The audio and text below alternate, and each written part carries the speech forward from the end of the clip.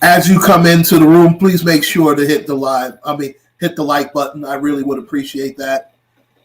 We all know how YouTube's algorithm works, so the more likes, the more it goes out to more people, and yada, yada, yada. Thank you so much for joining. Make sure to hit the like button on the way in. I'm going to start my diatribe in about 10 seconds. As soon as I am done with that, I will drop the link because I do want to hear other people's opinions about OJ, and I'm certainly going to give mine.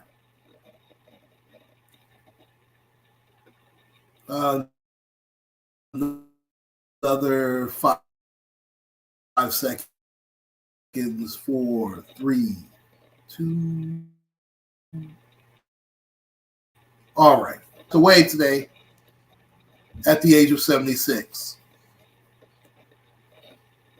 And you'll be hearing a lot about, obviously, what happened to OJ after his football career. And anybody that was around back in 94, right in smack dab in the middle of the NBA Finals, we all know that O.J. Simpson's life changed forever during and after that day. And I'm going to touch on that. But before I touch on that, I'm going to touch on O.J. Simpson, the running back, the football player. I have been watching pro football for almost 50 years. Yeah, I'm that old. I've seen, now, I didn't see Jim Brown, of course. I've seen highlights of Jim Brown. But I've seen all the great ones. I've seen Walter Payton, who is arguably the best all-around running back of all time. When you take into consideration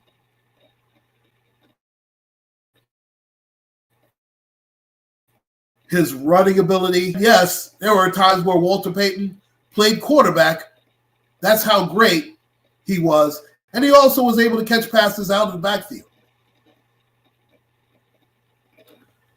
A guy that played a few years after OJ did at USC comes to mind also. His name is Marcus Allen. Marcus Allen was very much like OJ. He didn't have the speed, but he had the vision and cutback ability. And he was a very fine running back. He got jobbed. And any football fan will tell you, Al Davis ruined Marcus Allen's career. Marcus Allen, you could make a case, should be the all-time leading rusher in pro football if Al Davis had to play games with his career. Barry Sanders, electrifying running back I've ever seen.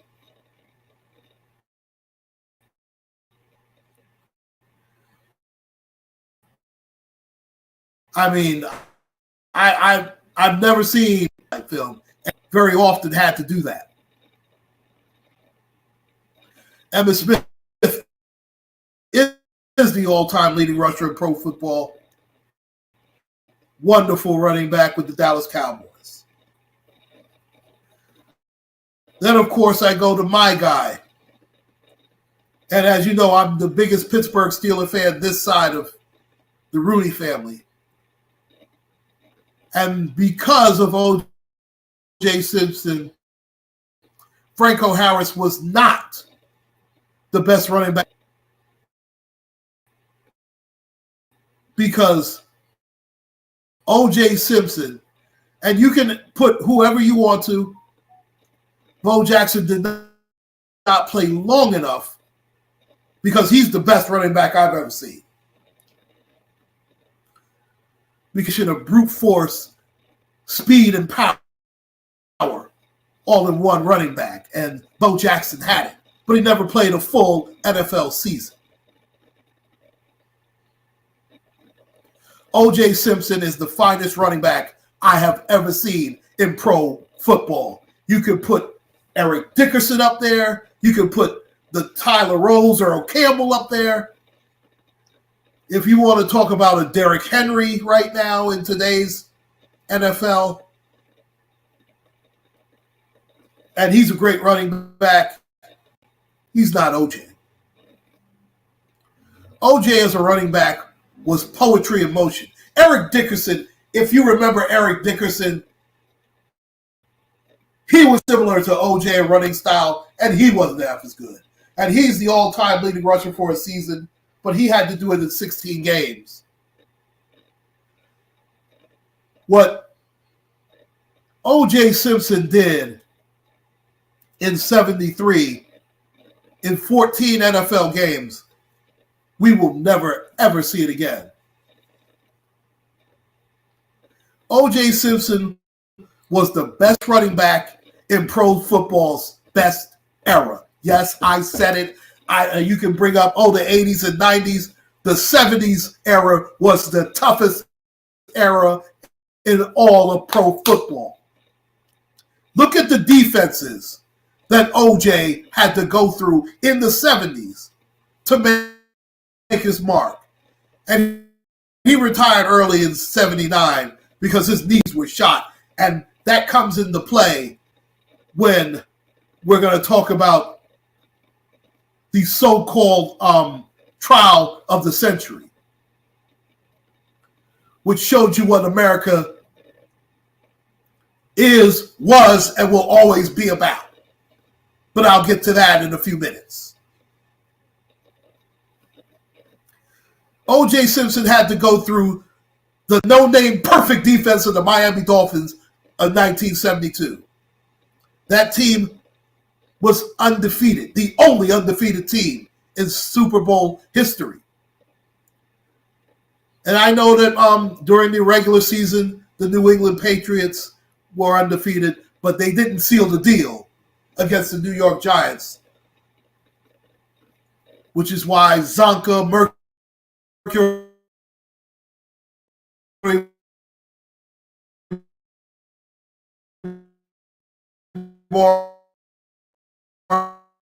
and friends, Bob Greasy, Paul Warfield, the people who are still left in the regular season.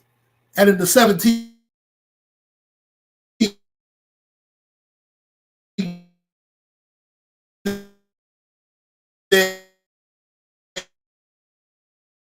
game schedule, we'll never see that again. Look at the defenses that O.J. had to go through. I already mentioned the no-name defense of the Miami Dolphins, a great defense.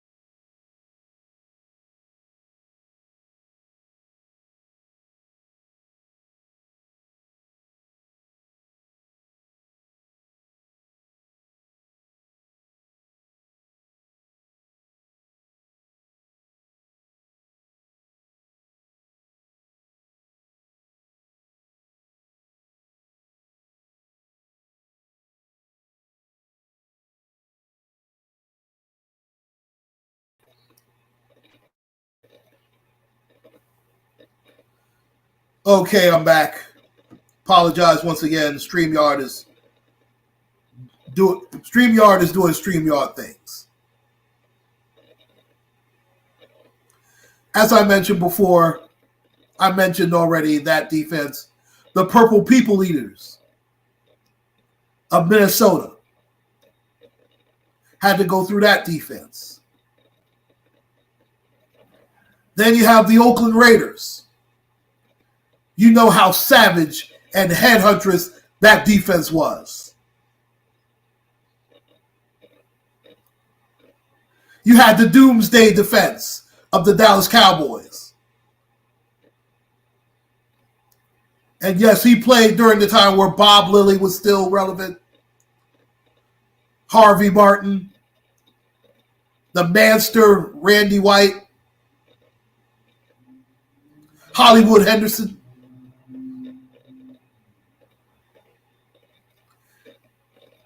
And he had to go up against the greatest defense of them all,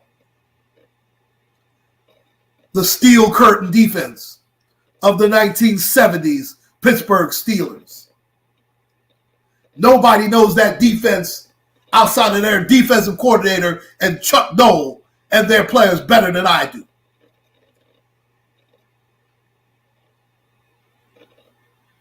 It is a shame that, and let's face it, now the original Steel Curtain is the front four. That's, of course, the greatest defensive tackle of all time, Mean Joe Green. Ernie Holmes. It is a shame that L.C. Greenwood is still not in the Hall of Fame, but that's another chapter in another book. Dwight White, all of them went to at least one Pro Bowl. Then you have Lambert, Jack Ham, and at that time Andy Russell. Then you have the great Mel Blount and the great Donnie Shell, Hall of Famers. And OJ went through that line one day like Swiss cheese, ran for 200 plus and made it look easy. That's how great a running back OJ Simpson was.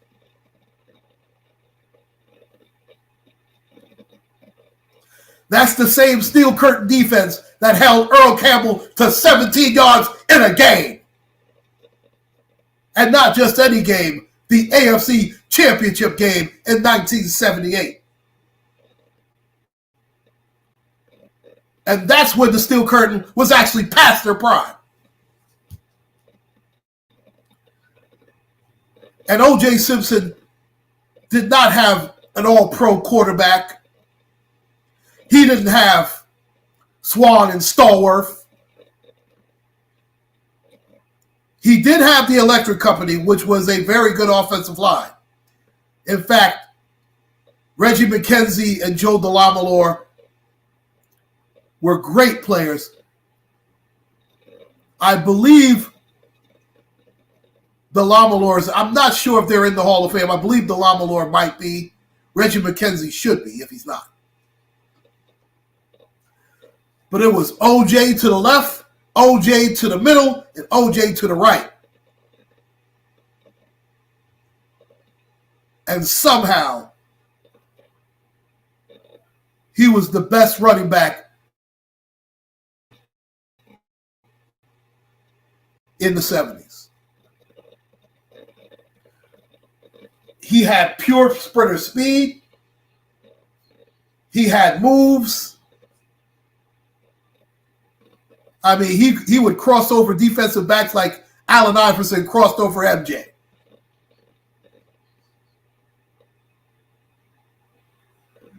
And his vision, no one could cut back against the grain better than OJ.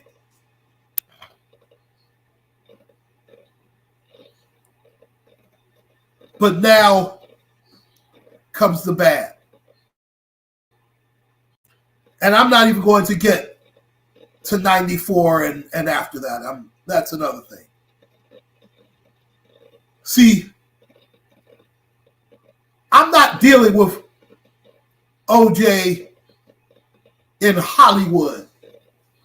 I'm not dealing with OJ in mainstream. But O.J. Simpson to the black community was an absolute disgrace and an absolute house nigger. Yeah, I said it. This was a man who, while he was at USC, had to know, I'm not black, I'm O.J. We all know that Jay-Z turned it into a platinum song. I understand that.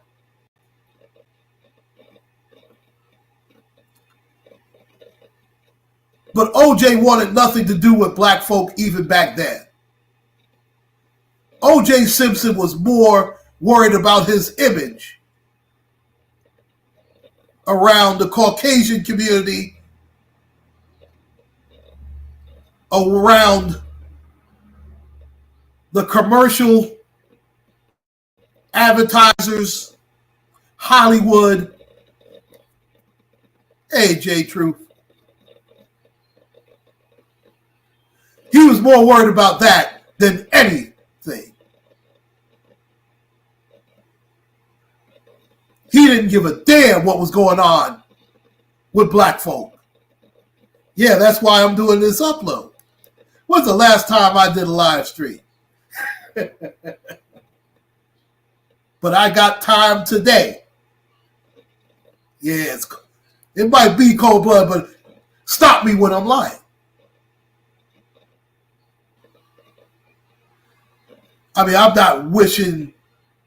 I mean, he died. I'm not trying to be cruel. I'm just telling the truth.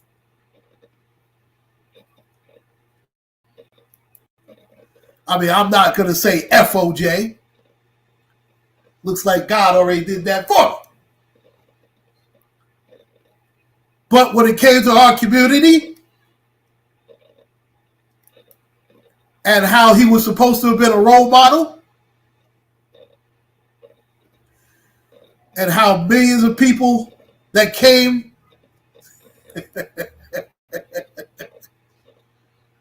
from where we come from, and listen, and I understand not every one of us come from the quote unquote hood, which is only short for neighborhood, ladies and gentlemen. Let's not get it so crazy.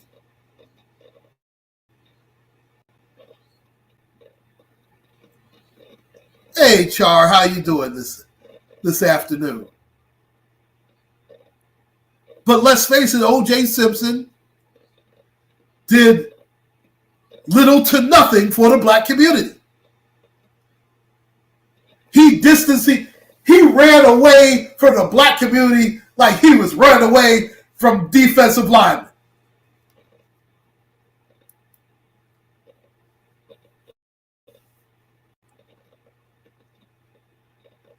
That's the OJ I'm more centered on than OJ the running back. And again, as I mentioned before, he's the best I've ever seen. And you can't take that away from him. Even if the Goldman family did take the damn Heisman Trophy away from him. And that was them being petty. Do I believe that O.J. Simpson killed Nicole Brown Simpson and Ron Goldman? And I know most of America does. Well, if you can remember back in 1994 when that trial was going on. Oh, you remember the OJ movie? Yeah.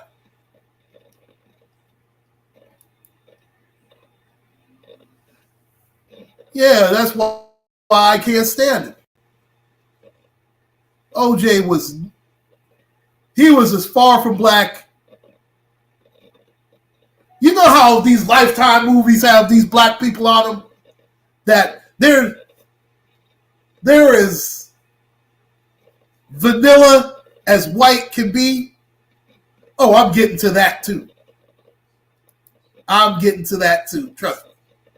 Hey, Cheryl Burnett. Great to see you.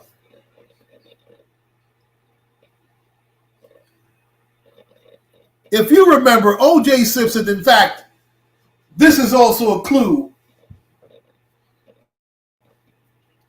That's for all these people who believe that O.J. did it. Oh, listen, you gotta red ball it. Listen, I only cared about O.J. the running back. OJ was a complete clown, and you see what it says. He's the ultimate house nigga. I know I spelled it Kneegro, but you know what he was. Worried about his damn image. I'll tell you what he did for black folk. Absolutely nothing. That's what he did for black folk. OJ did for black folk what Ronald Reagan did for black folk. Oh, Shar, you see? I'm getting there. I'm getting there.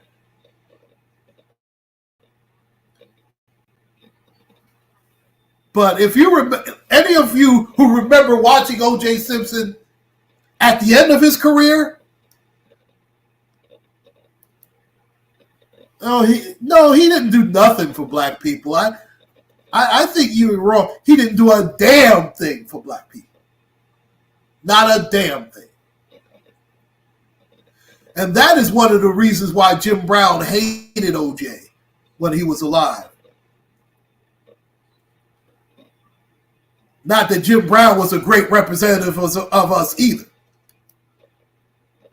Because Jim Brown was playing boxing with women. So Jim Brown wasn't exactly great either. So all these people say, oh yeah, Jim Brown did this and that. Yeah, Jim Brown beat up more, man. He was a disgraceful human being when it comes to women.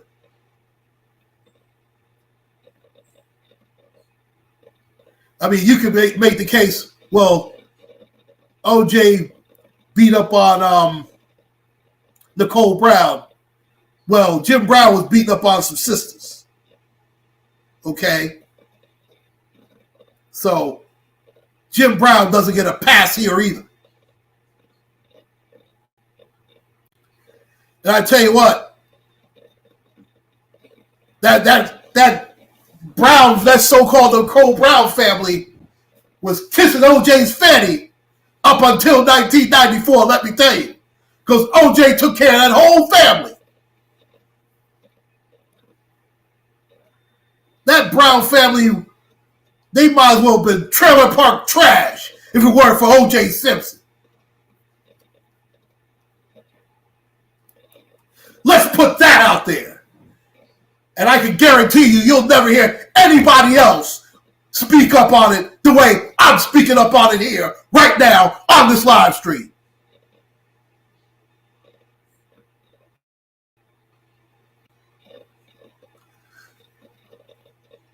And he took care of that entire family. And as soon as OJ got into trouble, they did what they normally do. They closed ranks and said, I'm going to be as far away from that Negro as I possibly could. And they did. Hey, Trendsetter. Oh, good to see you. Yeah, it's been a while, but I got time today.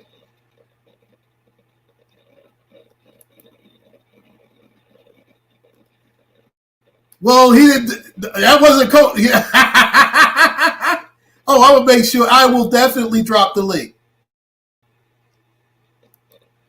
I will definitely do this.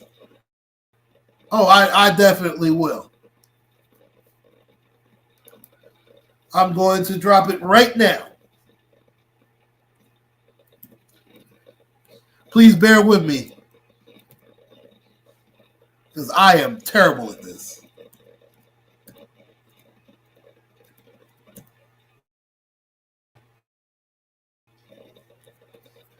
And thank you all so much for joining me this afternoon.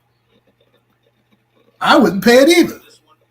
Shoot, I didn't run it up. I'm not paying it. Even though they weren't on cocaine though. I have to correct you, Shar, allegedly. they were doing some a lot harder than coke.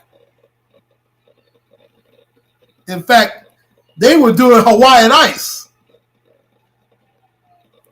Allegedly. Look that up.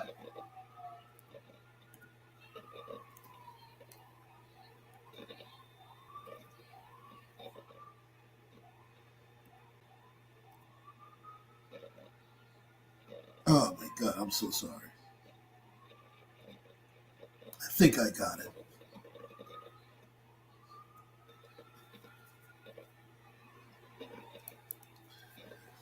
Yeah, in fact, they owe. It was Europe, and I just want to know if we got the same information, Shar. You do know how much Nicole Brown owed that Peruvian cartel, right? Oh, there's no need to laugh. I mean, what's he gonna do? He can't. It's not like he can do a damn thing. Neither one of them can do a damn thing to us. So I'm getting ready to odd you on right now, and ladies and gentlemen, the great S. Hutchinson, the trendsetter. Good How are you this afternoon. afternoon? I am doing good. I was over there editing, right? And so I had did my video and it was kind of like into a short. And I was thinking to myself, well, you know what? Do I really want this to be a short? Because it was kind of like cutting the video up some. So I redid it and I said, I do not want to miss my brother. Okay. When I saw that title, because I thought at first I was saying, Lord, I hope he don't like OJ, because I don't want me and my brother to get the beefing, because I don't really care that this man is, you know, where he is. You know what I'm saying? I do sympathize for his children, but this is the issue that I have with OJ Simpson and the men like OJ Simpson. Beyond them being abusers, which is awful, terrible, like you said, they're house niggas, right? And when he was out here and he was in his prime time, being successful, all he wanted to do was be surrounded by white people, white friends, right, white women or whatever. Once he gets himself into some mess, what does he expect and everybody else expect? It's always the black woman that has to come behind and clean it up and fix it up and stand by him. No, I've never believed that he was innocent. I always felt like he got away with what he did. But as I told people, there's nothing that you can get away with, because even if you don't have to pay for it here on this earth, you will pay for it on Judgment Day. So now, if he didn't do it, God forgive me, or have anything to do with it, but I really feel like he did. And so he has to face God for what he did. So people who felt like, oh, he got away with it. No, he didn't get away with nothing. We don't ever get away with anything. We always going to have to take accountability for that. So I'm here for you dragging the hell out of his ass.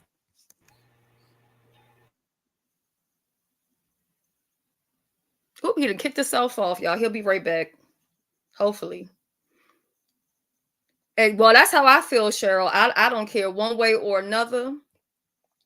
I know a lot of times people think because somebody black, we got to support them just like us. But when they're doing good out here in this world, they don't do anything, you know, in the inner city. They don't care anything about the black fight or anything that we have to deal with. You know, people who aren't rich and don't have a whole bunch of money. So I never had any sympathy for him.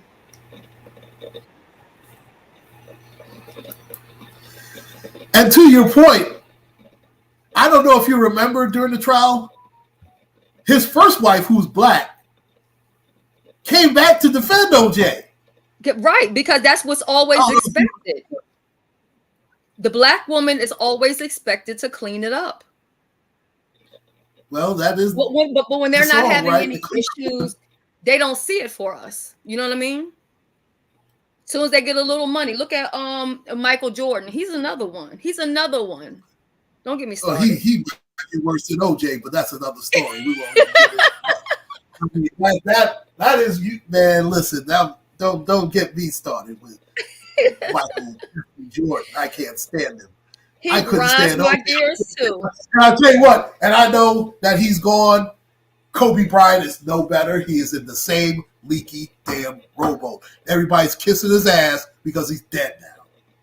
Yeah, See, it all that's gets true. into a different connotation because Kobe Bryant didn't do what. Yeah, they all Damn the thing for the same. black community. And I tell you, so fuck. You supposed to be a Laker fan? Damn, UncClaude. Well, I can be a Laker fan, but Brother, I don't know if it's just you, but you're very choppy. Let me look at the chat because it could just be a problem I'm having. So I'm not for sure. Let me see what the chat is saying because you're chopping up like there's every nothing couple wrong. seconds.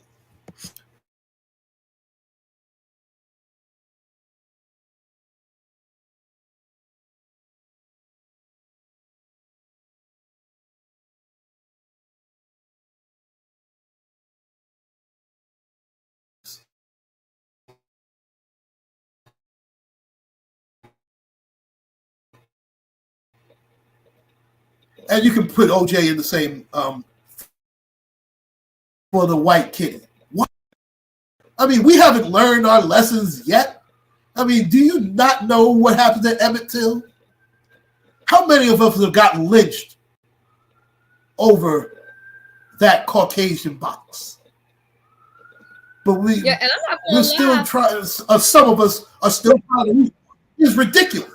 No, it really is. Like I used to hate when my kids were one. I'm not saying that I really mind. You know, if my kids say they want Jordans or they want whatever kind of shoe, fine, whatever, they can have whatever they want to have.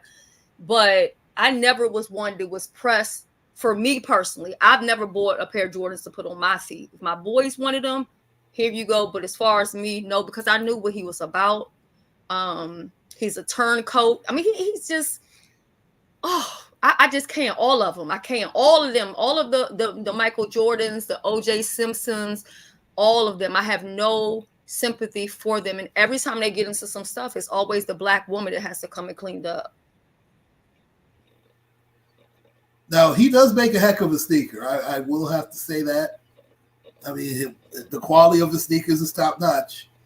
And before anybody says, "Oh man, UncClaude, well, how could you buy his sneakers?" Well, how can y'all still wear Gucci and That Fendi? part. So before you start judging me, shut the F up and look in the mirror. Brother, they got you hot over here today. Oh, listen, this is. I should have called this a FO live stream. You know what that means, right? Right. We need to do a whole nother one of them and call them all out to the table. Okay. And You so know what? when the live is over, make sure you check out my video because you're probably gonna be laughing because my video is gonna offend some people. I mean, it's a very short video, but I was just like, I ain't do no rest in peace or none of that. I was just like, whatever. I'll tell you what. I give you the permission to use the term FO live stream OJ Simpson edition. And I'm waiting for the white media to start showing the Bronco chase. I'm waiting on them to do that because I was surprised. Maybe they have already, but I haven't been watching the news because you know how they do too. Like if it was a white person that died, they would just focus on their legacy or whatever, all the good stuff. But with him, I'm waiting for them to show. Right. I'm waiting for them to go ahead and show that Bronco on the highway and everything for hours. I'm waiting to see that stream all day. I'm sure they're gonna do it. Yeah, and that's why I'm going to do that live stream because Jonathan Majors and he ran like a bitch from that white lady. Baby. Ran like a bitch, and they still charged him. If it wasn't for Megan Good, he wouldn't even be able to be in some of the spaces and places where he is right now because she's trying to show him in a way that he's not a threat to nobody. He's a good man. We here doing charity. We doing all of this crap. But see, they always want to pick a white snow bunny to have on their arm when all is well. And then when all hell breaks loose, then white women don't want nothing to do with them.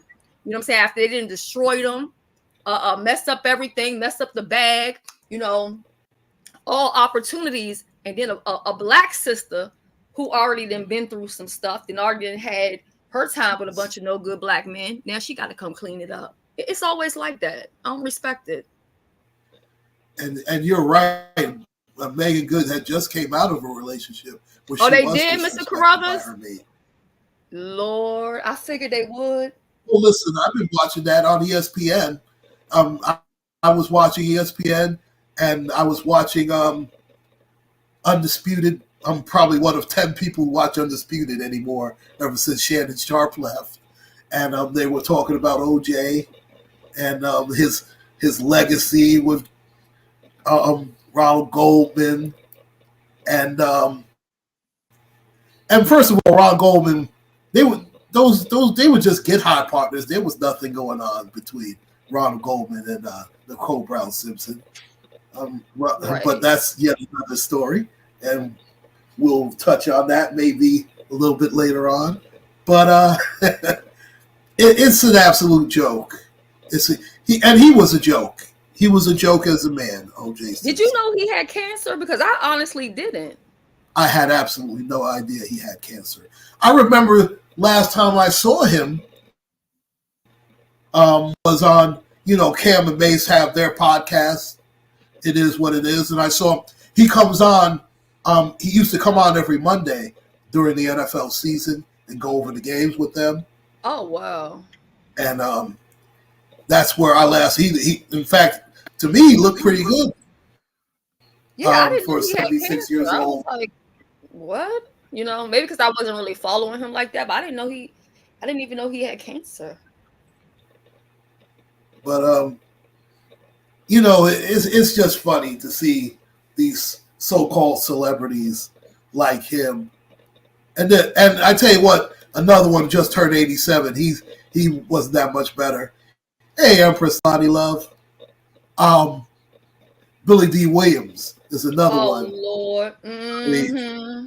And let's not leave out James Earl Jones. That's the thing that kills me. They'll cry Black Power 1 minute and then snuggle up to Snow Bunny the next. It's an absolute disgrace. Bill Russell was like that too, by the way. Yeah. All the so-called great Black Power so-called people are the very worst.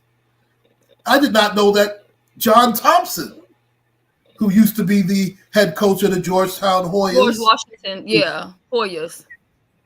He was the same way. He laid up with a Caucasian woman. And some people might say it doesn't make a difference, but me, well, when I was dating in that, time in my life, I would always ask, like, do you date, outside your race? That was a major turnoff for me. I only dated one guy that was with a white woman before, and I kept trying to make me and him friends because that shit was just like, ugh.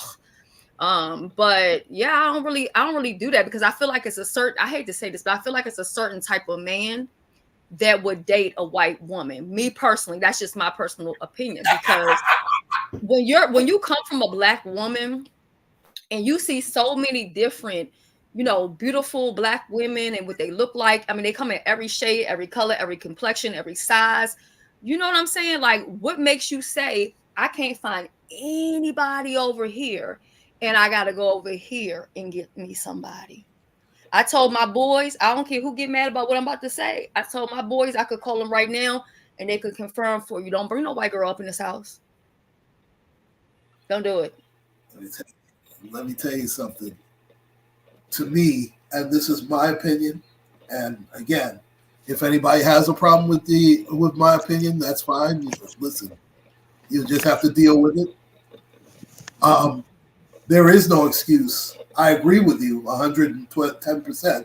There is no excuse to mess with a so-called white woman, especially when you have the entire 31 flavors within your own community. There is no excuse for that. And what makes it even worse, you already know that first argument. Child, you already know what it is. They will sing that word. They will sing it like Luther Vandross. Nigga.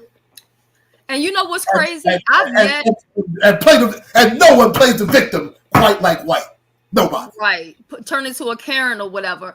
I have never seen where a black man has kind of like lost it all behind a white woman. And I've never seen that same white audience. I've never seen them try to even attempt to build a brother back up.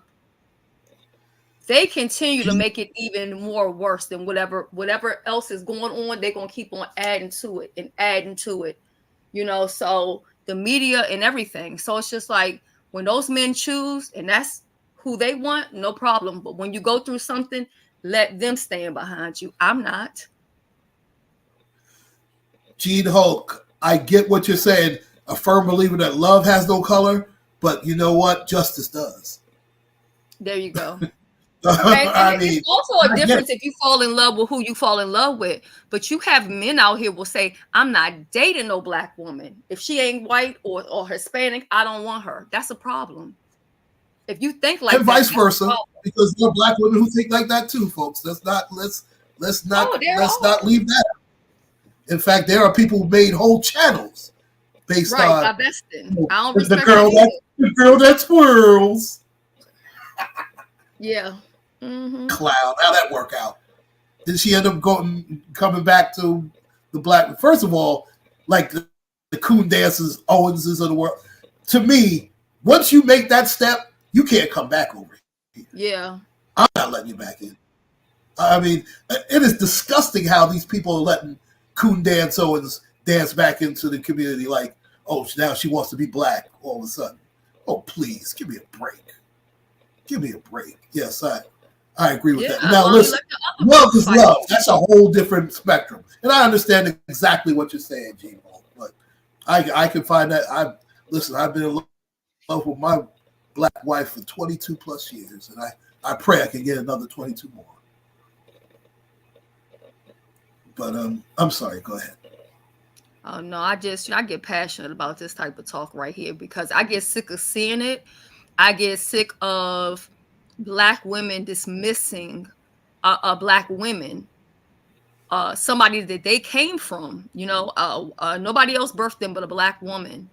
And yet the black woman is never good enough until they become undesirable and they become tainted, you know, and then the black woman always comes and helps, you know, build back up, you know, build the brand back up. I mean, listen, we can even talk about Michael Jackson. Who helped destroy him, right? And then who helped try to build him back up? I mean, we could. Facts are facts. It's just no getting around it. People might not like the conversation, but it's the truth. We see it all the time. But let's be fair with Mike also. And listen, those kids were not even his kids. Well, yeah, we know that. But that's another story. But child, you see what they're doing now, Catherine, right? Mm-hmm. Listen, now again, those who took over that estate? Was that Sony who did that? I believe it was Sony, because remember he spoke out against Tommy Mottola, so yeah. But one of the kids are on the handling the estate, so they I hope it's not Jermaine because he was jealous of Michael too. So let's not leave that out either.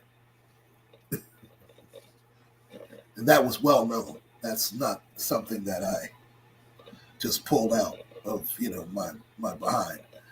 Jermaine Jackson was very jealous of Michael. Yeah, you could tell that's one of the reasons they moved on. Well, Jermaine also was under contract with Motown because he married, I believe, Berry Gordy's daughter. The Deborah lady. Berry Gordy's daughter. Yes, I think it was. Yeah. I mean, he was very messy, Jermaine. Mm-hmm. He messed with was it Marlon's? It was one of his brother's wives. He messed with him and had a kid. It was double dipping. I can't think of it right now. It's either Jackie, Marlon. It's Jackie or Marlon. It's one of the two. And isn't But, Jermaine now messing with Paula Abdul? oh, Paula that's another. Abdul, I think, It's, is with one of the Jackson boys. I can't remember which one, but I was shocked when I think Paula Abdul. Yeah, I'm like,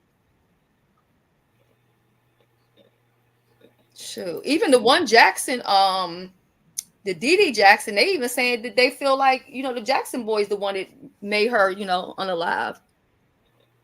oh man, A that's the one random. thing about Hollywood. It was Tito, and Tito is one of the most respected musicians Yeah, because in I think he music. can play like 5 different instruments. But he was a great. I know Tito's a wonderful guitarist. Wonderful guitar. Yeah. I think it's Marley. I have to look that up. In fact, let me see.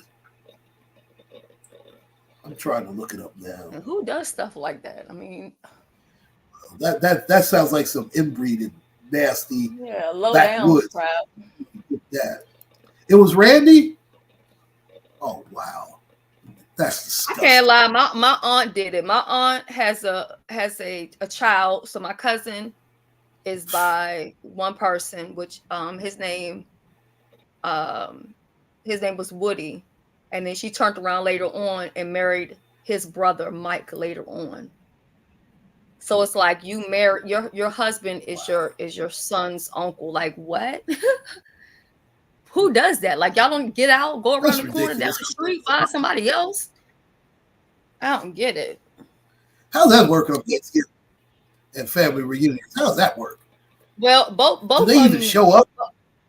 both of them is up in heaven, knocking on heaven's door. That's where they at now. Both of them. Actually, one of them just passed away last year, and then my cousin's father, and but my aunt's husband, he passed like some years back. I just thought it was the craziest thing. I'm like, who does that? That's insane. That's absolutely insane. But yeah, this OJ, he was an absolute clown. And this is amazing how the black community I don't know if you remember, but they even had the T-shirts for OJ back in the day. Oh yes. I mean, they were selling. I know they were selling them on 125th, and they were talking about how he'd forever be my hero and all this other garbage. I don't mean to throw Benz underneath the bus, but I wish she come in here right now. We were talking about it earlier, right? Because we were in our little, what do they call it, a group, and so she was like, I don't think he did it. He wrote a book. I'm like, Benz, what do that got to do with anything? Because he wrote a book. The book says, if I did it, that's even worse. This is what I would have did. Like now, what I will say is I don't believe that OJ did it, at least not by himself. I don't think physically. See, physically, if you remember, because I watched OJ play. OJ could barely walk at the end of his career. In fact, those who know. At the end of his career, O.J. Simpson, who played the majority of his career with the Buffalo Bills, he got traded to the San Francisco 49ers. And that's where he played his last 2 seasons of football. What the 49ers did, because Candlestick Park, which was the park that they used to play the games in, was an AstroTurf park. And AstroTurf, if you have played any type of sports and you ran on old school AstroTurf, it's nothing like AstroTurf now, where it's similar to grass. AstroTurf was just made out of just nylon, and underneath it was just pure concrete, and it would destroy your knees. I was always under the impression that his son did it, and he was covering for his son. Oh, I see Mr. Carruthers. Hello, Mr. Carruthers. How are you? Good afternoon, UncleClaude. Glad to finally catch you alive and be with you this afternoon. Yeah, I Good actually came afternoon. live. I Good just had evening, Miss Hutchinson. I'm curious to hear what you have to say about it. But I will say that I don't think he personally did it. Do I think he was there? Maybe. Did he but without him asking for it to get done, I don't think he would have got done. Now, That how wasn't do his you feel, job. Mr. Carruthers? Well, really, to be honest with you, I was around at that time, and I watched the trial like everybody else did. The evidence that was presented, and like you said, Uncle Claude, when O.J. Simpson finished his career, that man could barely walk and get around. The evidence showed that the striking of each victim, the way that they were mutilated, put it that way, it had to be more than one person. Now, if OJ was with them when it was done, I can't say he was. But the evidence pointed at it was more than one person.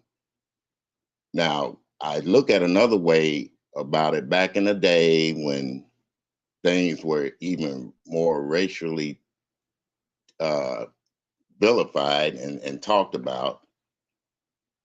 He was a prominent Black figure. And if you know, there were a lot of people that hated OJ just for the fact that he did was at one time married to this white woman. So there's a division there. There was a division, a big division. So I'm going to say that I'm not going to judge the jury's decision because, like you say, dear, God puts things on people's hearts, and maybe that day he decided to put it in the jury's heart that this man wasn't guilty. Now, what he did afterwards and all that craziness, going back to get his trophies and all that crazy stuff, I don't know. I don't know. I don't know if he felt that he was wronged or whatever went on. But I want to say myself, when I look at the history of blacks and whites together in this country, they did create a division and they're still doing it now. We can't agree upon.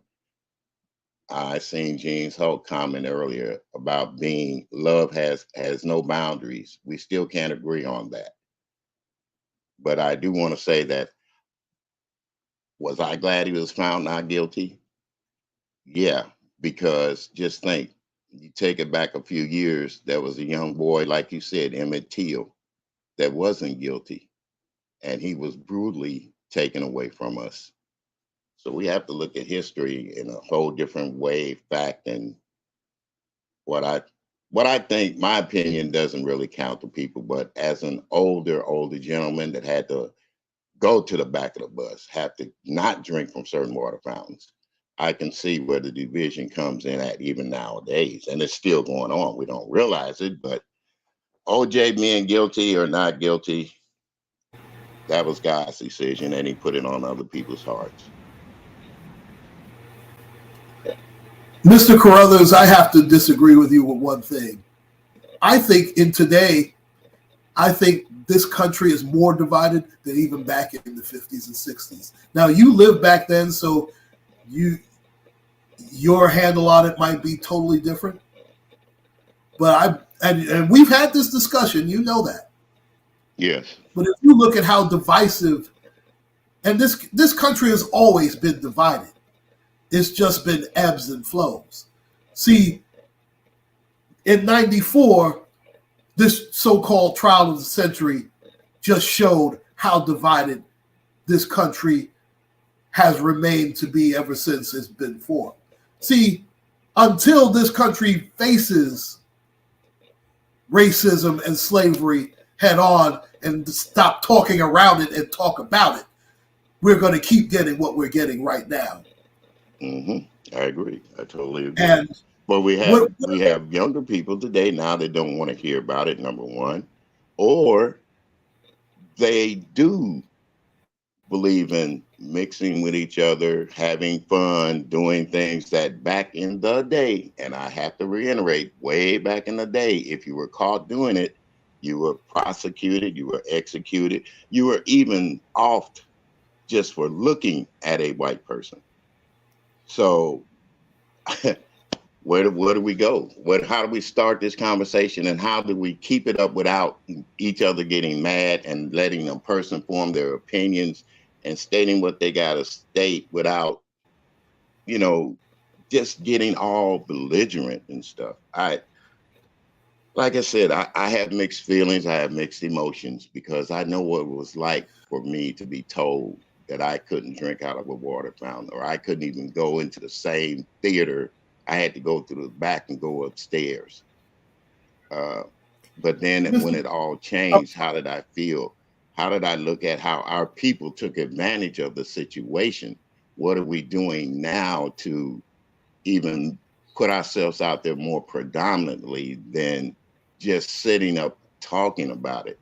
The businesses, we lost whole cities. We lost big companies that were black owned and operated, even banks, so how do we get together now and start? We have to start from the ground up, and conversation and also doing is one of the best ways to do it.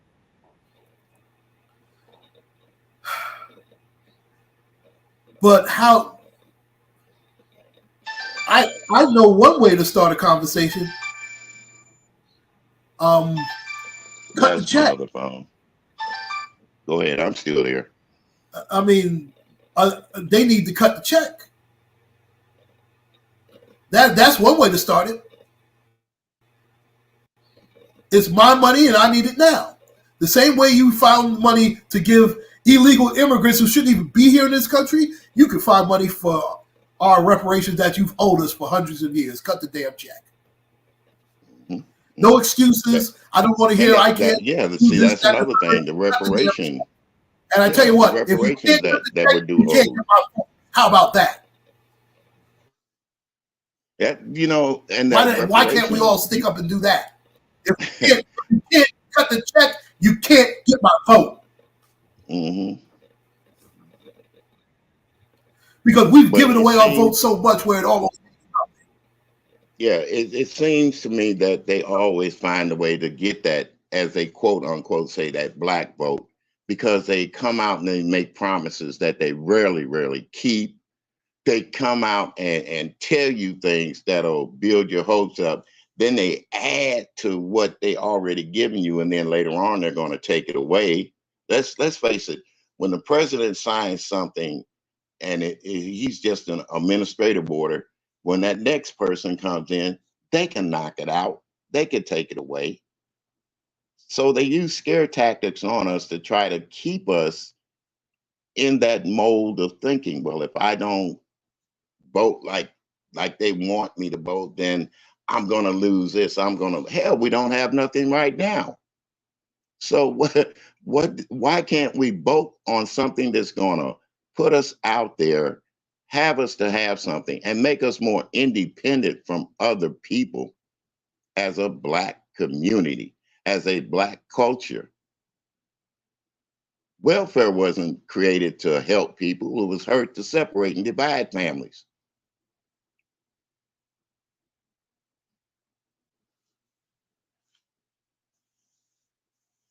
The welfare system wasn't made for us, Mr. Carruthers. You know that as well as I do. That's true. That's what I'm saying. But we fell into it. We fell into it. And then when they told our black women that, hey, you can't have a man living with you, or you would have to divide your families in order for you to get this welfare, what the hell did we do? We split up. And hold on just one moment. Shar, you are bringing up the real facts. And that is the only salvation that we as mankind really have, where it's gotten us. But that is another chapter in another book. And that is why we pray for the kingdom. That's why Jesus says, "Seek ye first the kingdom." Both of your remarks, and anybody else who wants to come up, I'll drop the link again. Yeah, you were breaking up too, some UncleClaude. Yeah.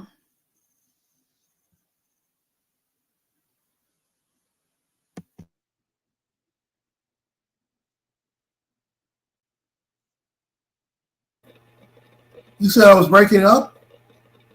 Am I still breaking up? Well, not now. Not now. Wow. I tell you, I think StreamYard is StreamYarding, but that's another story. Yeah. It seems like every time I say certain things, I guess those are trigger words for StreamYard. But, you know, it is. For the powers that be. Mm-hmm. Well, it's always been the powers that be, let's face it. Let's face it, it's always been the powers that be. So whether we're right or wrong in our opinions and facts on everything, they still dictate to us how we should act and what we should say and what we should do. But yet, this is supposed to be a free country.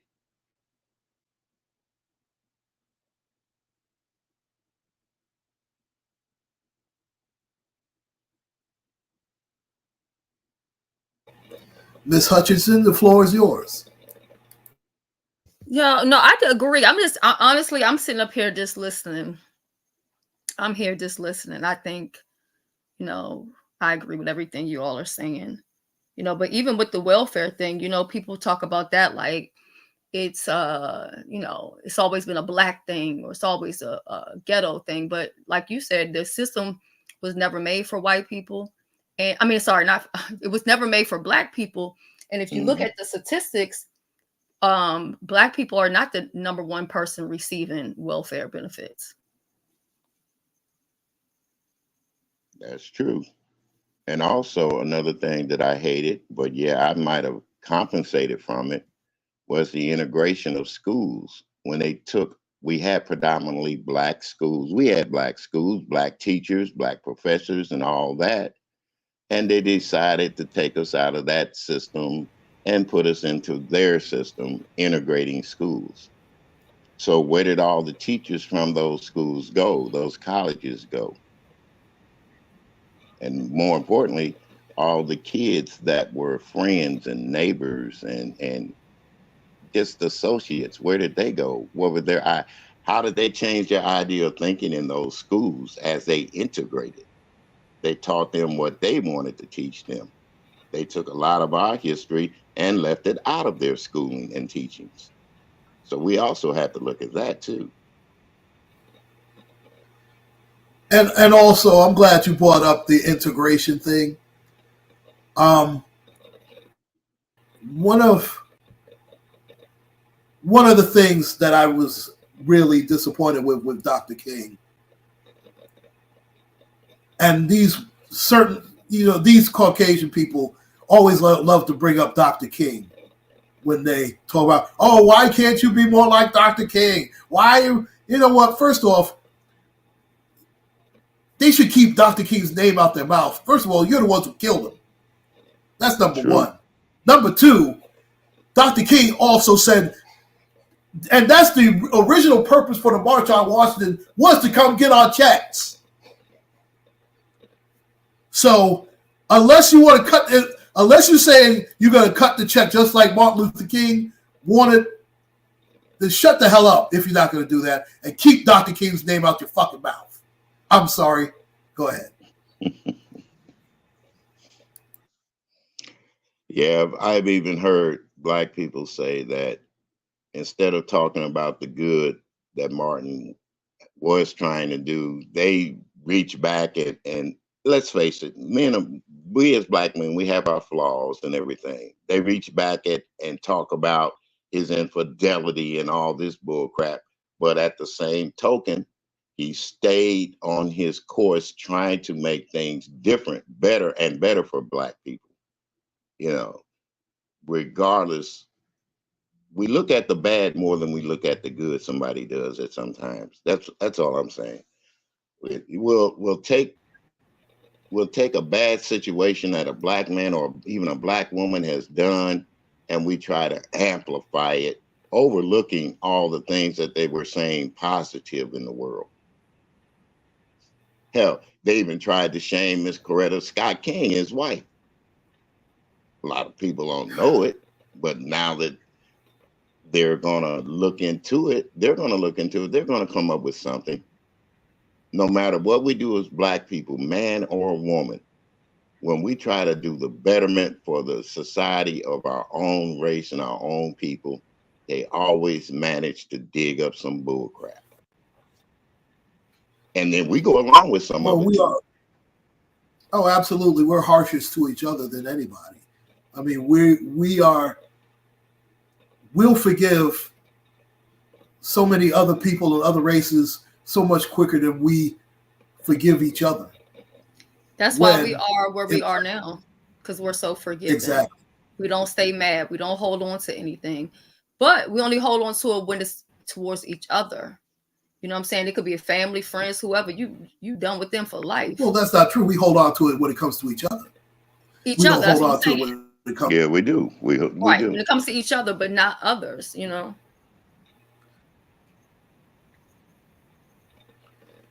Yeah. And the crazy thing is, we don't even always have to agree, but it doesn't take much to stay on code, because we're not always going to agree on everything.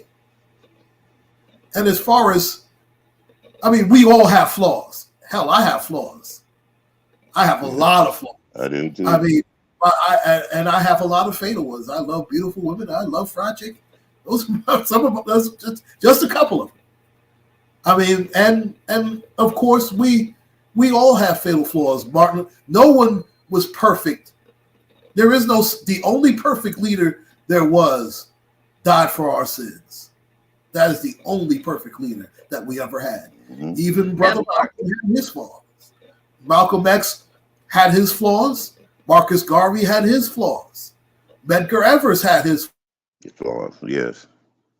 You know, when we were talking the other day, people didn't even know that Malcolm X used to do cocaine.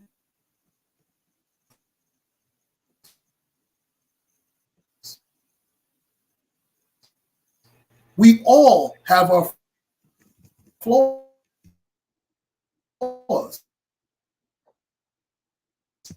Yeah, you breaking up again, brother. But it is not.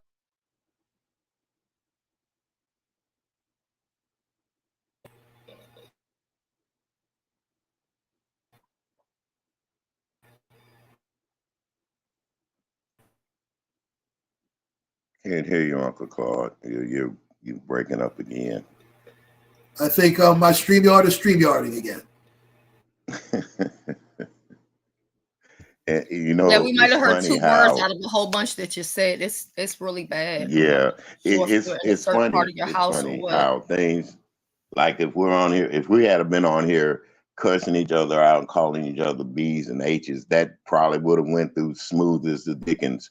But since we're up here talking a good adult conversation and telling the truth about things, you have that kind of interference. And I'm wondering, they be listening, ain't no doubt about it. But when we have these good adult and Black conversations, let me put it that way. That's our UncleClaude, the mic will be micing, the Wi-Fi will be Wi-Fi, and everything will be going down. Okay. We talking some real stuff, and we can't even hear what in the world you talking about. Yeah. Maybe you should start cursing me out and get higher ratings. Go ahead, curse me out. Whoever curse me out the best, y'all win. Go ahead, say it. I'm just mute myself. Gene's internet's doing the same thing. Well, I'm gonna mute myself for the next 10 minutes. Hey, the Hood Table, and thank you all so much for joining me this afternoon. Oh, you know you're welcome, Uncle Claude. And anytime, like I said, anytime we want to have these conversations, adult conversations, and just talk about facts and how do we feel about things without getting mad with one another. That's your opinion. This is my opinion. That's Miss Hutchinson's opinion. At least we could talk about it decently and kind of bring out the things that people really don't think about or want to talk about. I appreciate you highly for that.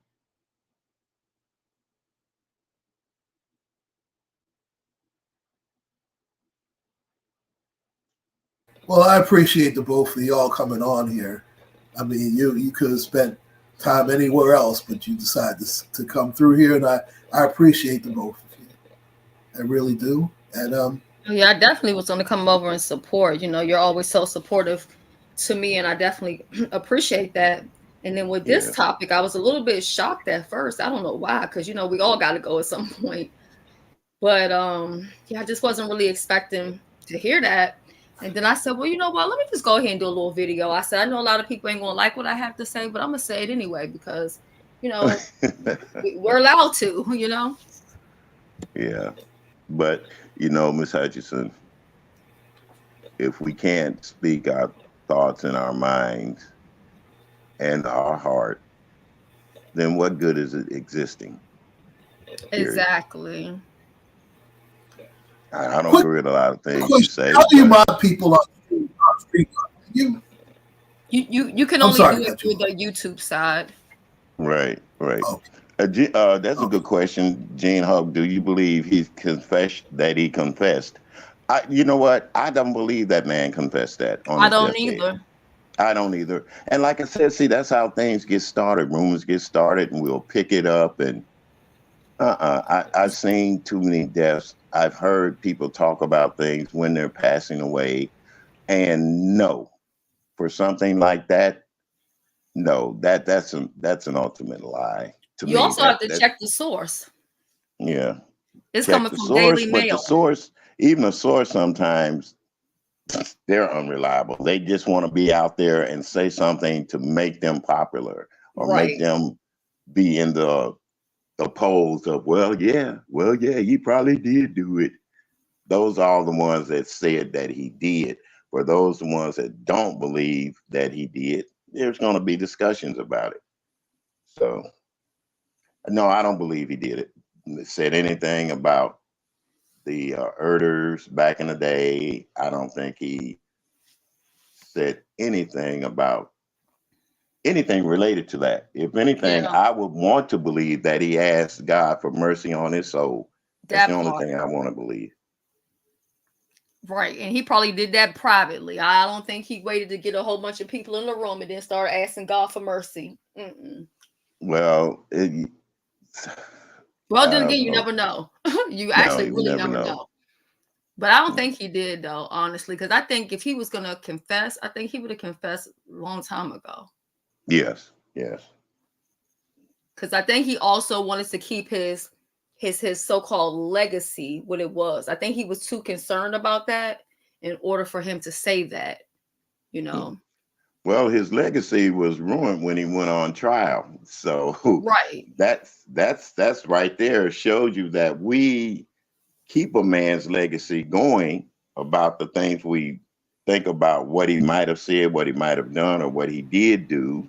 So we keep that legacy going, even if it's a bad legacy. And that's another thing.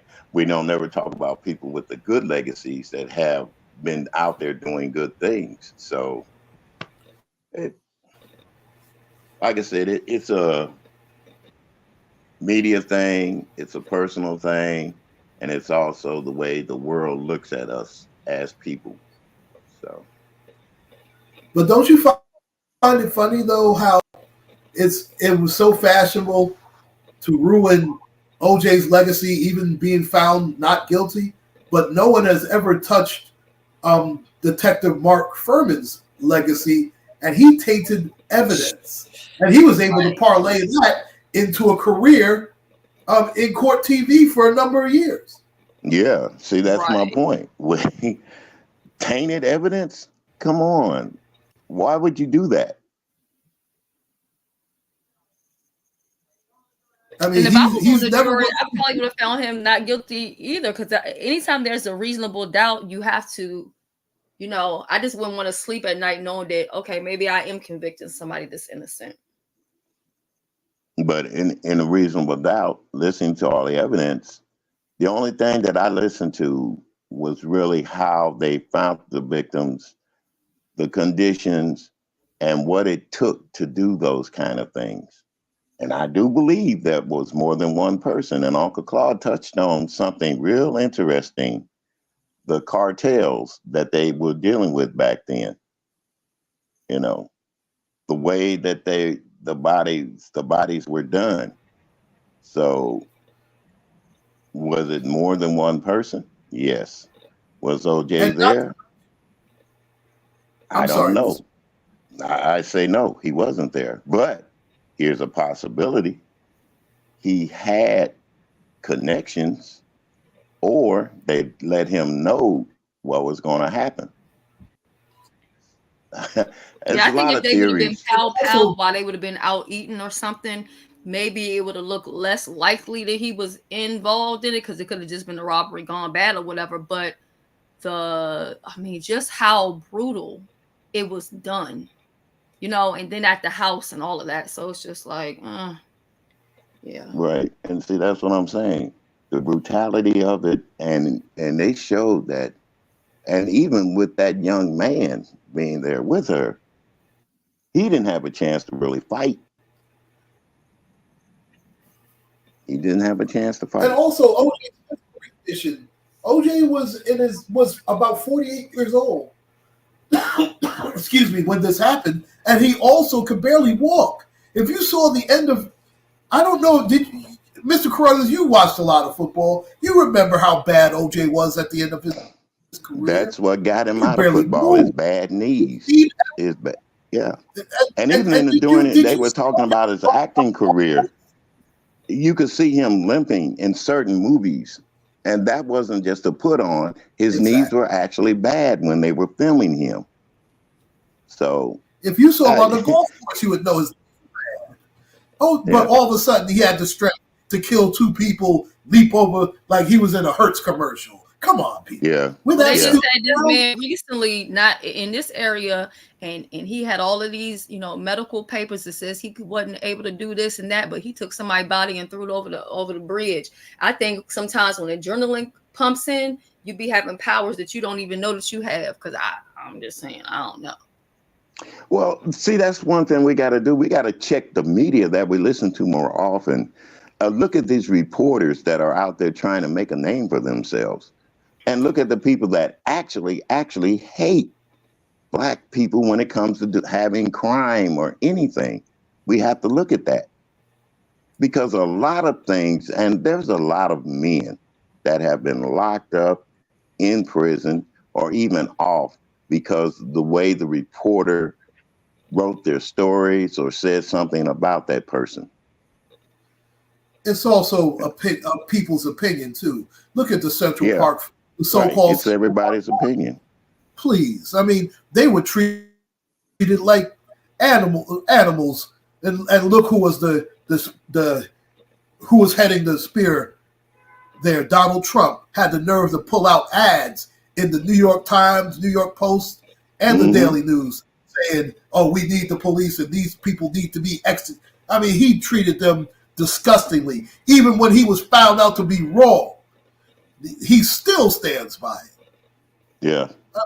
I mean, it's a disgrace how we are looked at in the media. And that's one of the biggest parts of segregation that there is in the world, when you have people even broadcasting that kind of stuff of what he said and how he said it to other people that will never want to see people get along, no matter what creed, color, or race. Well, there's many in chaos. I mean, we see that here in this sector. I mean, there's money driven by chaos. Well, how you think people get most of their cash outs? Because they beefing with so and so. They yelling at so and so. They can talk about so and so kids and this that. See, the lowest common denominator wins. The lowest said thing wins in this, and not just this sector, but any sector of YouTube or whatever social media it is. The lowest totem pole wins.